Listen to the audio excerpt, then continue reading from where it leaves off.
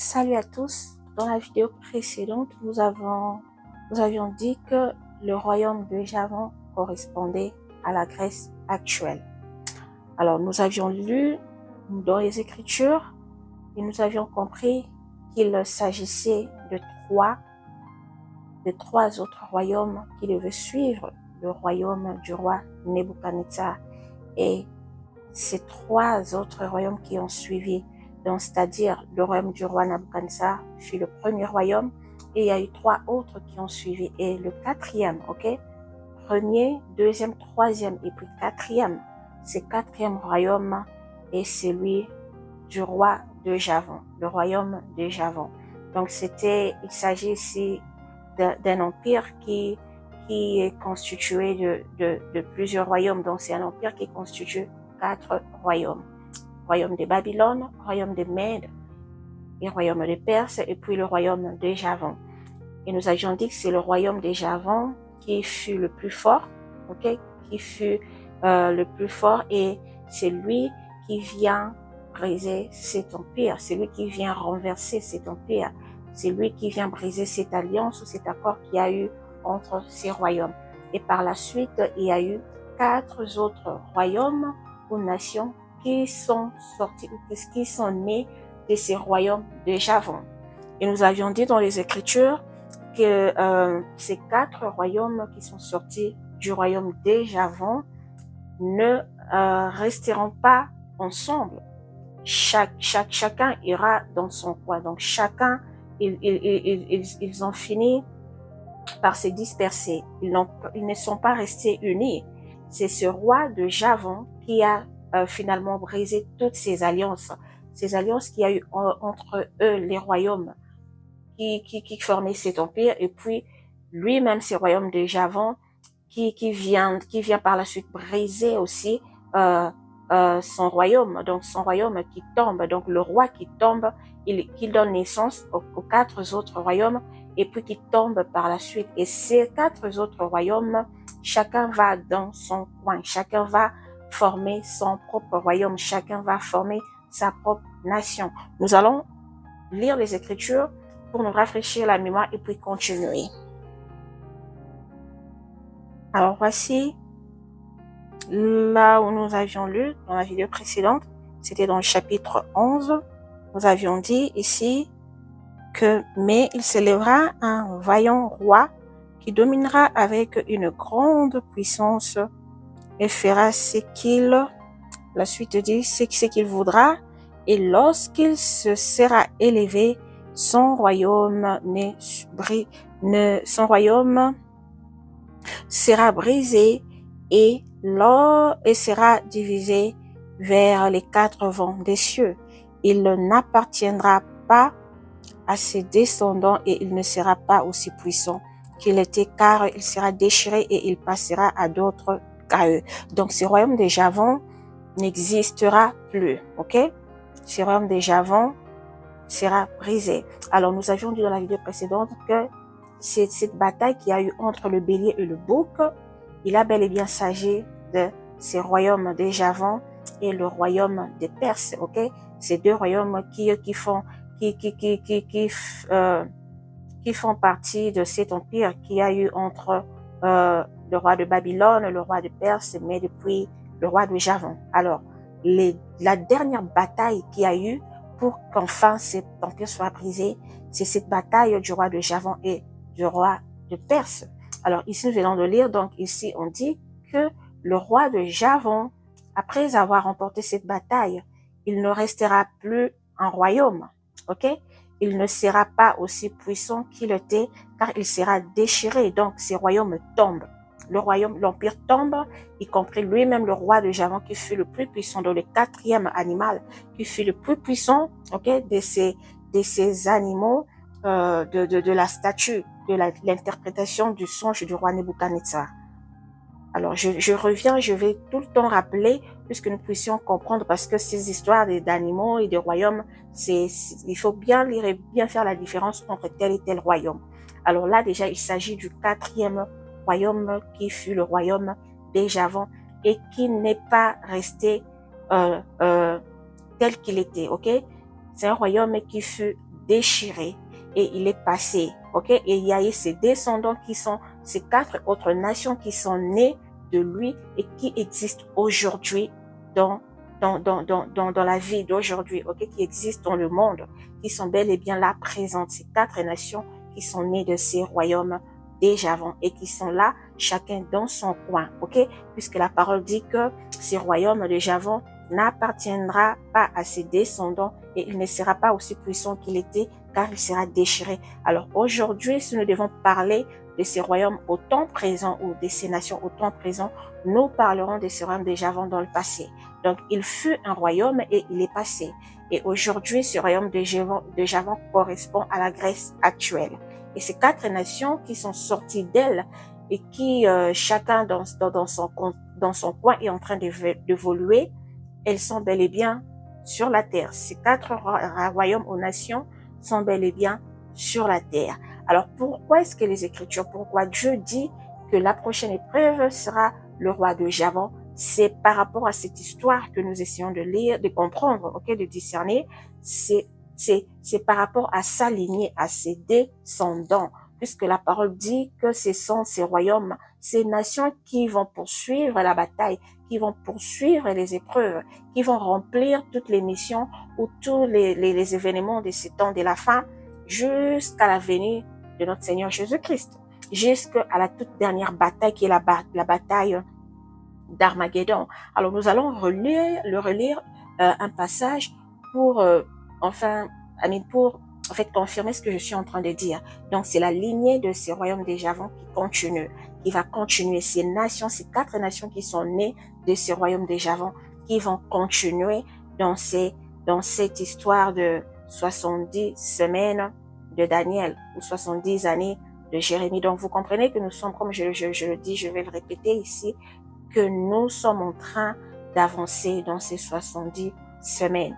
Alors nous allons lire pour voir ce que je suis en train de dire, pour confirmer que ces mêmes nations qui sont nées de cette statue du songe du roi Nebuchadnezzar, et il y a des nations qui naissent ou des royaumes qui naissent et qui passent, et celles qui continuent l'aventure. Donc vous comprenez, le royaume de Javon est passé, quand bien même qu'elle soit représentée aujourd'hui ou qu'il soit représenté ou qu'il correspond à la Grèce actuelle, mais son temps, à cette époque-là, sa mission a été accomplie.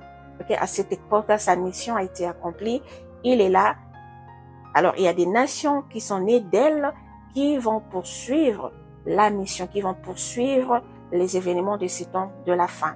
Alors, nous allons relire, toujours dans le livre de Daniel, nous allons relire dans le chapitre que nous avions lu, chapitre 2, de l'histoire de la statue du roi Nabuchodonosor. Alors, cette partie qui dit, dans le temps de ces rois, dans de ces nations, ok, qui vont naître ou qui sont déjà avec nous sur la terre, la parole dit, le Dieu des cieux suscitera un royaume qui ne sera jamais détruit et qui ne passera point sous la domination d'un autre peuple. Il brisera et détruira tous ces royaumes-là et lui-même subsistera éternellement.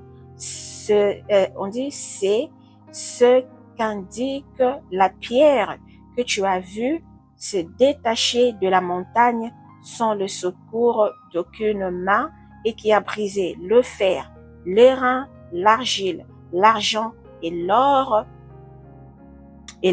le grand Dieu a fait connaître au roi ce qui doit arriver après cela.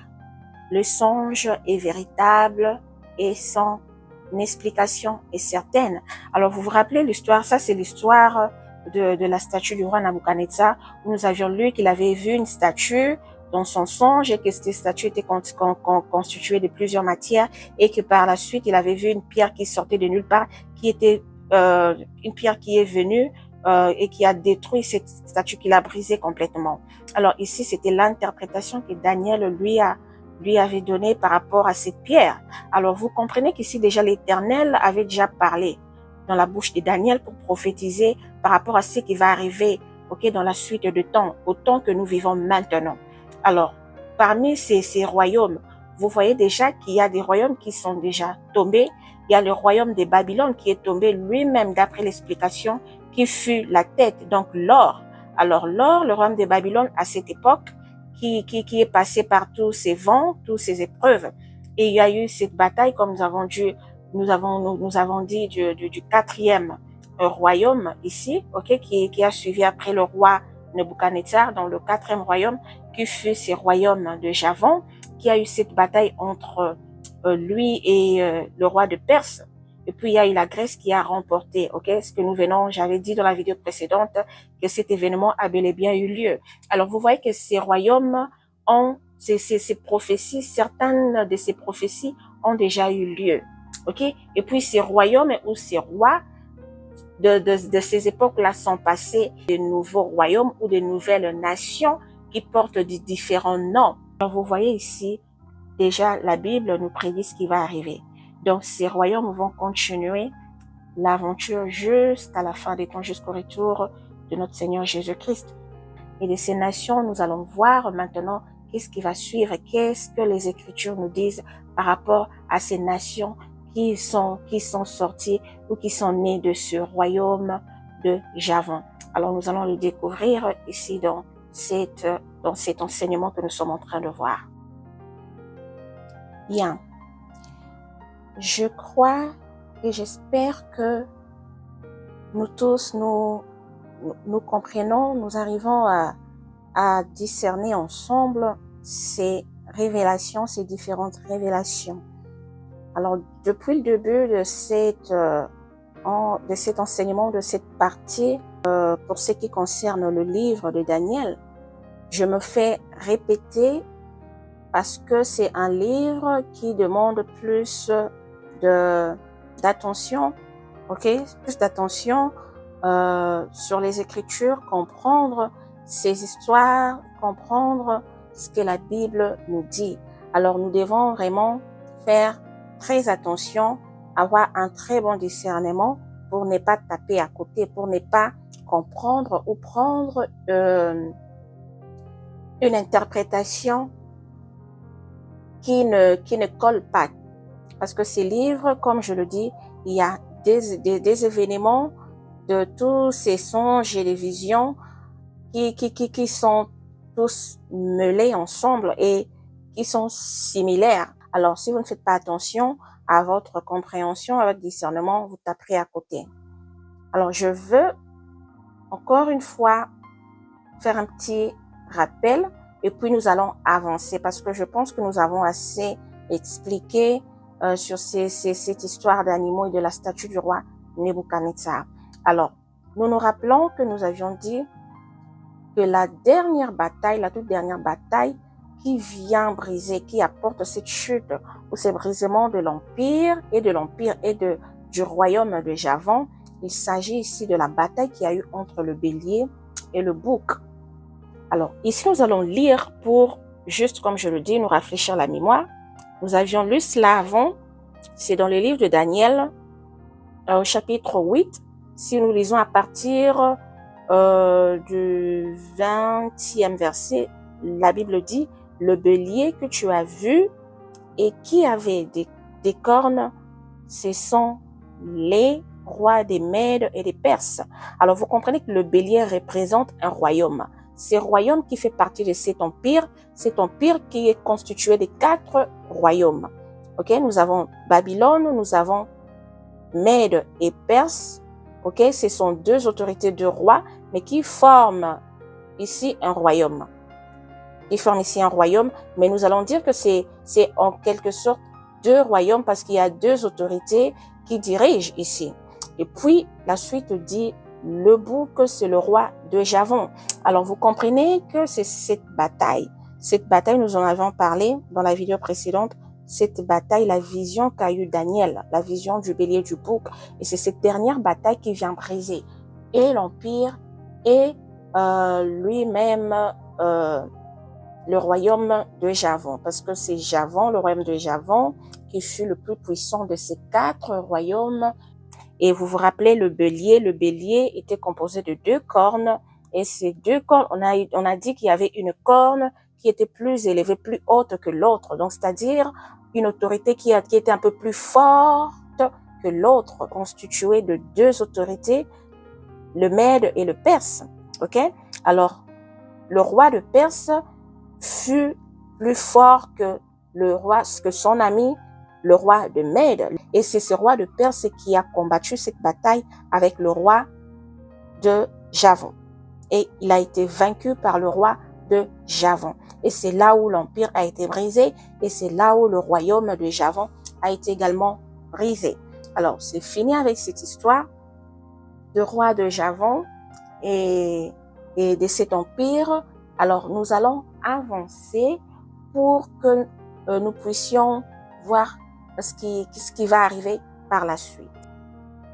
Dans ces mêmes royaumes de Perse et des Mèdes, les deux autorités qui forment un seul royaume, ils ont eu aussi des successeurs.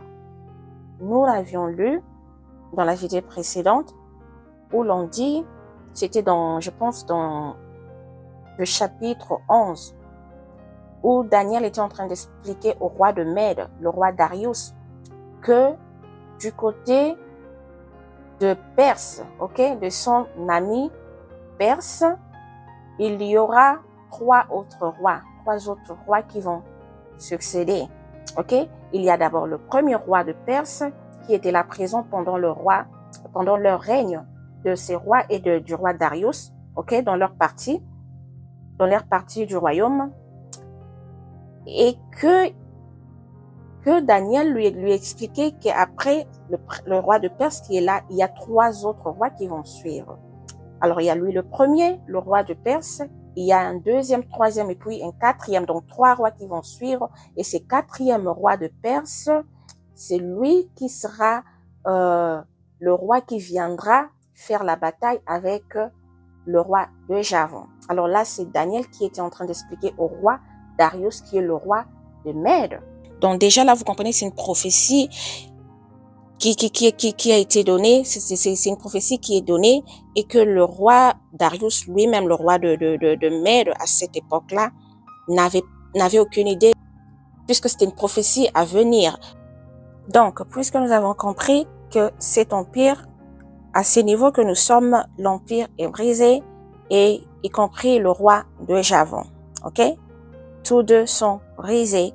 Et le roi de Javon, qui a eu une descendance des nations, ces quatre nations qui sont nées, et elles sont parties chacune de son côté. Alors la suite va concerner l'évolution de ces nations qui sont nées de ces royaumes de Javon. Nous allons comprendre la suite nous allons comprendre ce que les Écritures nous disent. Nous allons comprendre ce que les Écritures nous disent par rapport à ces nations. Alors, je vais retourner très rapidement au chapitre 7. Nous l'avions lu dans l'une des vidéos passées. Il s'agit ici de ces quatre animaux. Il s'agit de ces quatre animaux. Là, nous sommes dans Daniel. Nous voyons ici, la parole dit « vision de quatre animaux ». Cette vision que Daniel avait eue. Alors, cette vision, j'avais dit que ces quatre animaux, c'était juste une confirmation que Dieu avait donnée à Daniel. Ce sont toujours là les quatre royaumes brisés à partir de cette bataille qu'il y a eu entre le bélier et le bouc. Alors, je reviens ici. Pourquoi je reviens? Nous allons lire ce chapitre 7. La parole dit ici, « Après cela, je regardais pendant mes visions nocturnes, et voici, il y avait... » On continue. Un quatrième animal, terrible, épouvantable et extraordinairement fort. Il avait des grandes dents de fer.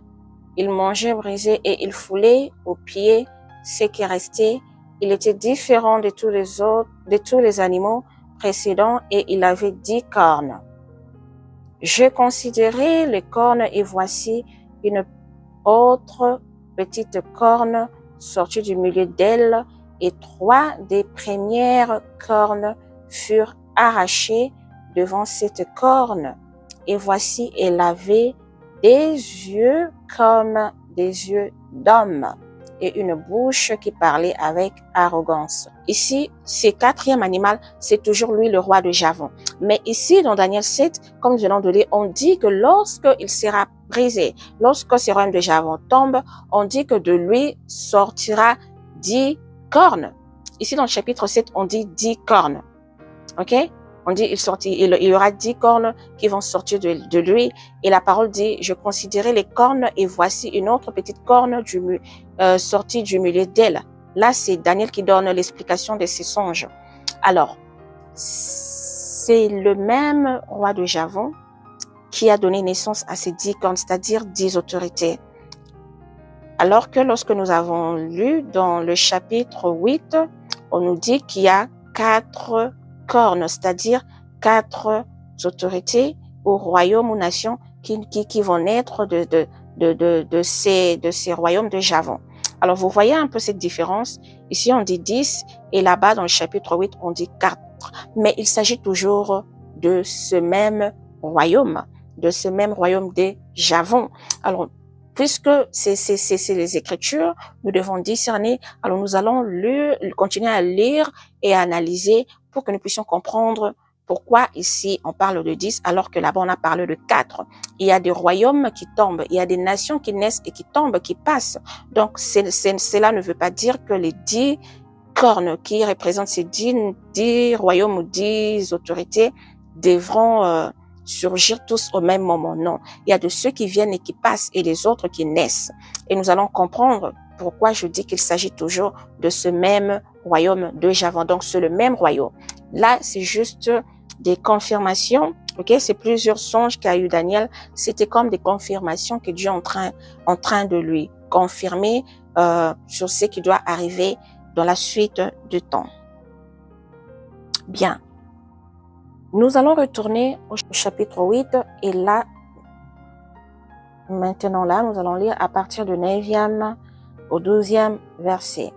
La parole dit « de l'une d'elles ». Lorsqu'on dit de l'une d'elles, donc il s'agit ici de cornes. Je ne vais pas lire puisque nous avions lu cela, donc je pense dans la vidéo précédente, ok? Il s'agissait ici, on a dit le bouc devint très puissant. Ok, là c'est la bataille du bélier du bouc. Ici le bouc, lorsqu'il renverse le bélier, on dit qu'il devient très puissant. Donc le royaume de Javon qui renverse le royaume des Perses, ok? Il le renverse avec ses 2 cornes. Donc c'est-à-dire il renverse et le roi de Mède et le roi de Perse parce que les deux forment un royaume qui est représenté ici sous forme des béliers. Alors le royaume de Javon qui est le bouc, on dit il devint très puissant, mais lorsqu'il fut puissant, sa grande corne se brisa. Là, c'est le roi, lui-même le roi de ces royaumes de Javon. On dit que sa grande corne se brisa. 4 grandes cornes s'élevèrent pour la remplacer aux 4 vents des cieux. Ces scénarios, c'est le même que nous venons de lire tout à l'heure dans le chapitre 7 de ce 4e animal qui donna naissance à ces 10 cornes, à ces 10 autres rois ou royaumes ou autorités. Mais ici, on nous dit qu'il donne naissance à 4, ok, à 4 grandes cornes qui s'élevèrent pour la remplacer aux 4 vents de la terre. C'est la même histoire, ok?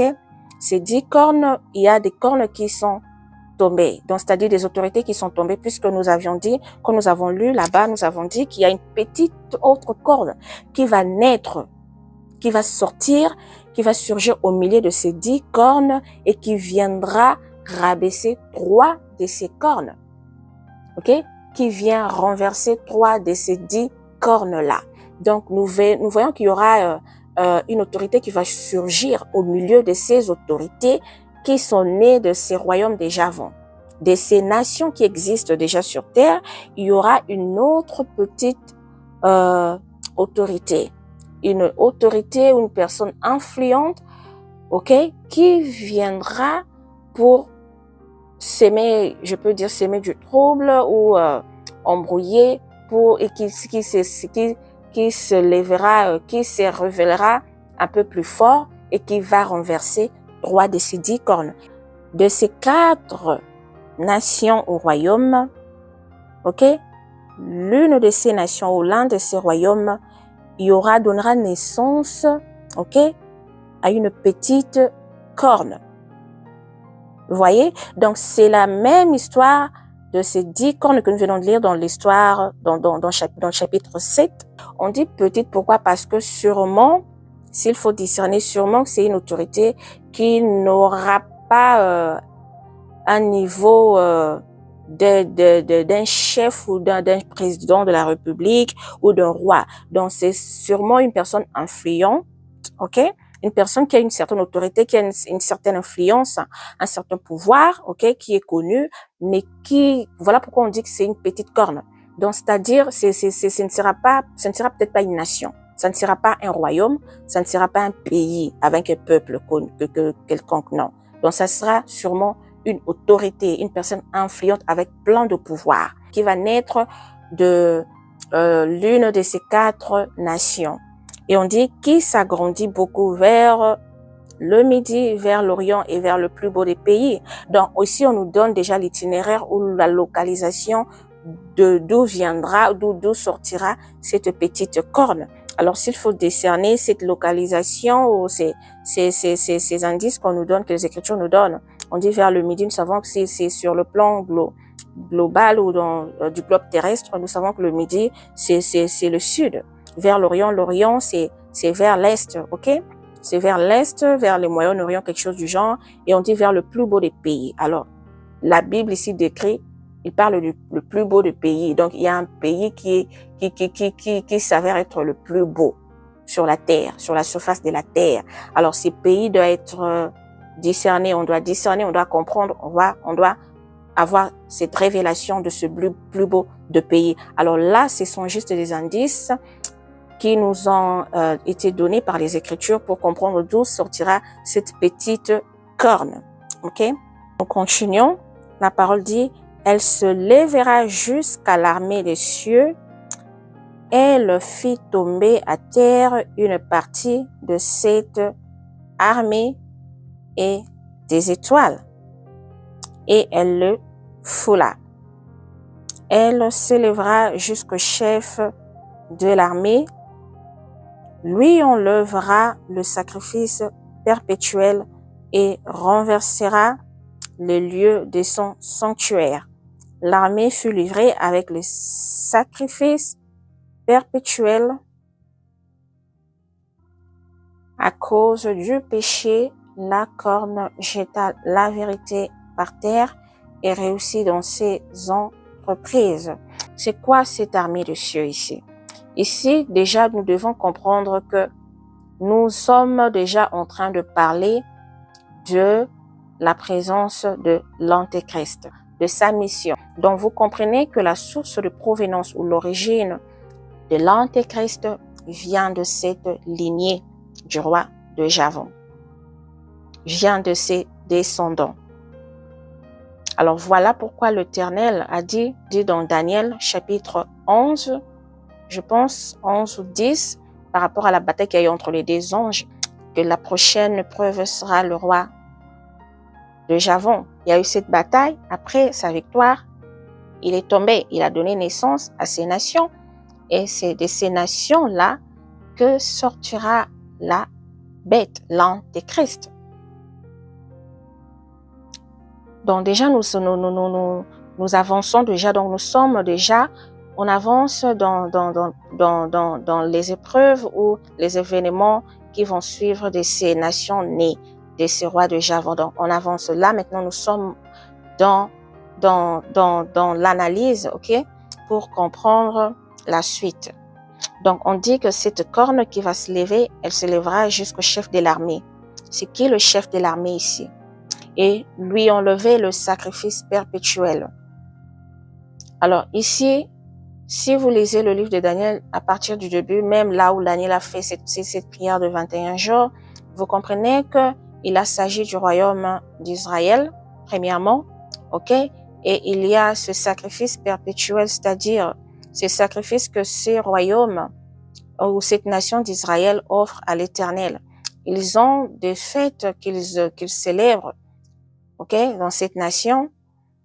Et on dit que la bête, lorsqu'elle viendra, cette petite corne viendra pour faire cesser cela. Elle vient pour enlever le sacrifice perpétuel. Ok, toutes ces actions de grâce que cette nation a l'habitude de rendre à Dieu. Ok, quand bien même que ce soit une nation qui est dans la perdition actuellement, mais qu'elle continue à respecter certaines, je peux dire, doctrines ou habitudes qu'ils ont reçues depuis les temps de recommandations de l'Éternel, de ses lois et préceptes et tout. Alors, cette corne vient renverser ces sacrifices et renverser le lieu de son sanctuaire, c'est-à-dire renverser le temple de l'Éternel. C'est dans leur culture d'avoir un temple, construire le temple où ils vont célébrer Dieu, où ils vont rendre leurs actions de grâce. Alors, ce lieu qui est connu comme un lieu saint, on dit que la bête à son temps, lorsqu'il viendra, il ira renverser le lieu de son sanctuaire. Le lieu de son sanctuaire, donc de ce chef de l'armée qui se lève, il viendra s'élever au chef de l'armée. Alors, lorsque nous voyons le chef de l'armée ici, ce chef, il peut s'agir de l'autorité qui dirige cette nation. Ok? Il peut s'agir du chef de l'armée de cette nation. Donc voilà, et puis on dit que l'armée fut livrée avec le sacrifice perpétuel. Donc cette corne vient tout renverser. Et lorsqu'on dit à cause du péché, ici la suite, à cause du péché, la corne jeta la vérité par terre. De quel péché dont il s'agit ici? Est-ce le péché de cette nation d'Israël? Est-ce le péché de toute l'humanité, de toutes les autres nations? Puisque nous devons savoir, comme je le dis, je le répète, il ne s'agit pas seulement de la nation d'Israël. La nation d'Israël ici est comme l'horloge. Mais Dieu est le Dieu de toute l'humanité. Alors, il y aura des nations qui devront faire face à certaines choses pendant ces temps de tribulation. Alors, on dit qu'à cause du péché, donc lorsque le péché domine, c'est là où le diable prend le pouvoir. C'est là où il prend l'accès dans la vie de l'être humain. Alors, on dit qu'à cause du péché, la corne jeta la vérité par terre. Le reniement ou soit le rejet ou soit l'humiliation, ok? Le nom de Jésus-Christ sera humilié, l'évangile sera banni, sera piétiné, sera foulé aux pieds, ok? Puisque la corne vient à cause du péché, il prend l'accès, il prend le pouvoir, il en profite. La corne jette la vérité par terre, il détruit le sacrifice perpétuel de cette nation, il détruit le sanctuaire, il détruit le temple. Et on dit qu'il réussit dans ses entreprises. Il réussit pourquoi? Parce qu'il a trouvé le péché. Il réussit pourquoi? Parce qu'il a trouvé accès. Alors lorsque nous allons lire, toujours dans ces chapitres 8, où nous descendons du 21e au 25e verset, ok? Ça c'est juste, ici, c'est l'interprétation, ok? De ce que nous venons de lire tout de suite. Là, c'est l'ange qui va parler à Daniel pour lui donner l'explication. Le bouc, c'est le roi de Javon. La grande corne entre ses yeux, c'est le premier roi. Les 4 cornes qui se sont élevées pour remplacer cette corne, ce sont les 4 royaumes qui se lèveront de cette nation, mais qui n'auront pas autant de force.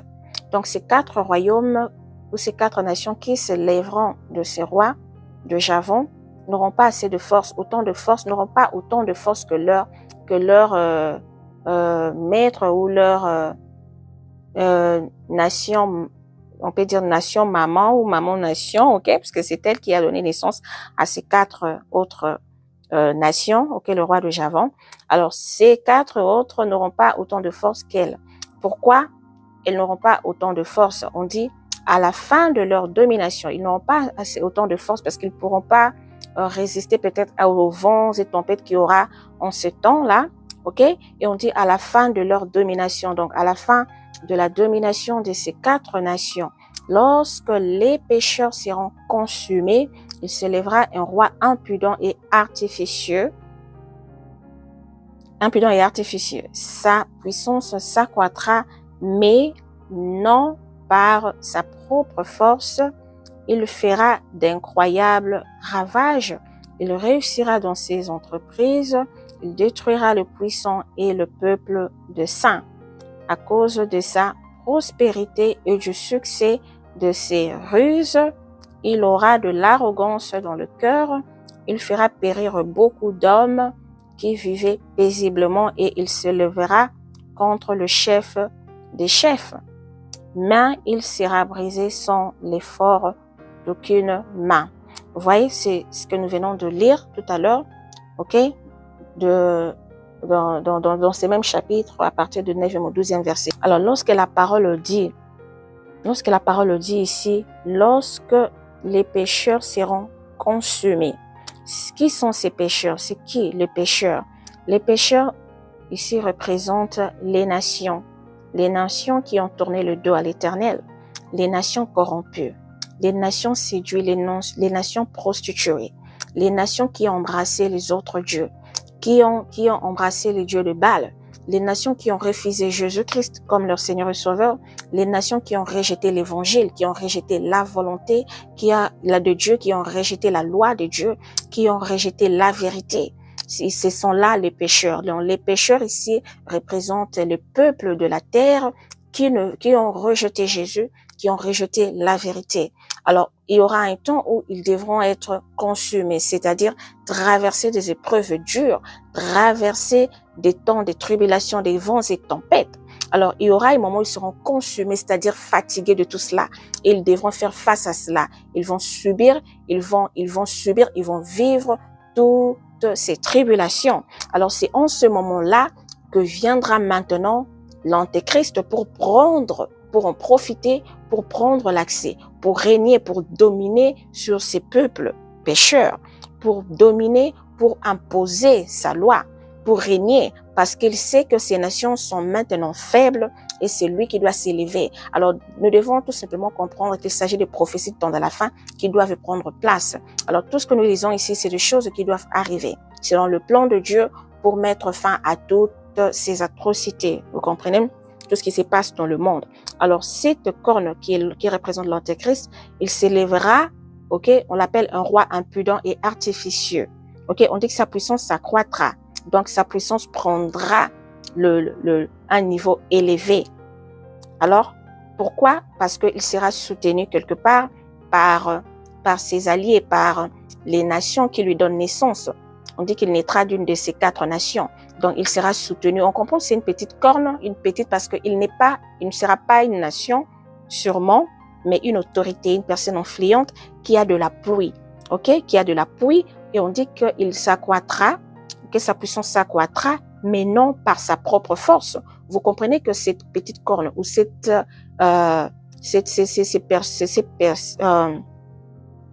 personnages, ok? Cette personne qui va jouer ce rôle, qui sera habitée de cette force de ténèbres, ok? Cette personne qui va être l'Antéchrist, on dit qu'il s'accroîtra pas par sa propre force, mais il sera soutenu et il fera d'incroyables ravages. C'est-à-dire qu'il va se lever sur les nations, sur la terre. Il réussira dans ses entreprises. Donc, tout ce projet va tenir. Il va réussir et il détruira des puissants.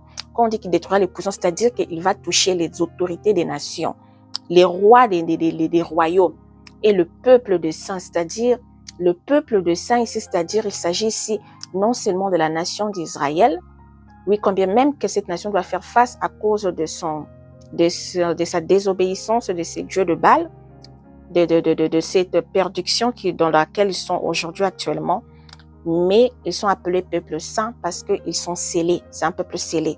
Et le peuple saint ici représente aussi tous les enfants de Dieu, ceux qui ont accepté Jésus, ceux qui ont accepté la vérité, les élus de Dieu, les saints, les enfants de Dieu. Ok? Alors cette corne, cet antichrist viendra pour détruire, il va faire la guerre aux enfants de Dieu. À cause de sa prospérité et du succès de ses ruses, il aura de l'arrogance dans le cœur. Vous voyez, donc c'est un hautain, c'est une personne influente qui aura de l'arrogance à cause de ce pouvoir qu'il aura sur les nations de la terre. Et il fera périr beaucoup d'hommes. Oui, il y aura des gens qui vont périr, des nations et des autorités des nations qui vont périr et des personnes qui vont périr sur la terre qui vivaient paisiblement. Oui, ils vont périr parce qu'il va devoir faire face à la guerre au monde. Et il s'élèvera contre le chef des chefs. Nous l'avons lu de l'autre côté, qu'il s'élèvera contre le chef de l'armée. Donc, le chef des chefs, ici, je avais dit que ça peut représenter le chef d'une nation, soit la nation d'Israël.